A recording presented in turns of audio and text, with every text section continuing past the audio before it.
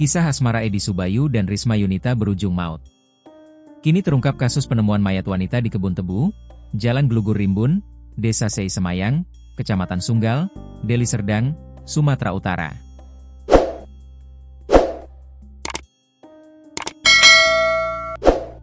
Wanita bernama Risma Yunita, 31, itu ternyata dihabisi pacarnya sendiri. Risma diketahui wanita yang punya usaha rumah makan di kawasan Kuala Namu, Deli Serdang, Sumut. Insiden ini cukup miris. Pasalnya, keduanya menjalin hubungan asmara secara jarak jauh atau long distance relationship, LDR. Hubungan LDR itu sudah berjalan selama 1 tahun. Setelah bertemu, alih-alih makin akrab, justru jadi petaka bagi Risma Yunita. Pelaku pembunuhan, Edi Subayu, 39, warga Desa Medan Krio, Kecamatan Sunggal, Kabupaten Deli Serdang, Sumut. Pelaku ditangkap di Aceh. Edi berhasil ditangkap unit Reskrim Polsek Medan Sunggal dan Satreskrim Polrestabes Medan. Edi ditangkap di wilayah Kabupaten Aceh Tamiang, Provinsi Aceh, pada Sabtu, 22 Maret 2025, dini hari tadi. Usai ditangkap, pelaku mengakui perbuatannya menghabisi nyawa Risma Yunita. Apa motif Edi membunuh Risma? Untuk sementara ini, motifnya karena korban terus mendesak Edi agar segera menikahinya. Alhasil pelaku gelap mata dan akhirnya membunuh Risma. Dia mengaku kenal korban sejak Februari 2024 lalu melalui aplikasi kencan, Tantan.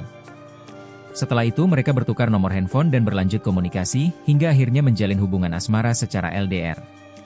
Korban yang ngebet untuk menikah sempat menanyakan pekerjaan Edi dan kesiapannya yang untuk berumah tangga kembali. Adapun Edi sebelumnya telah berterus terang bahwa dirinya berstatus duda.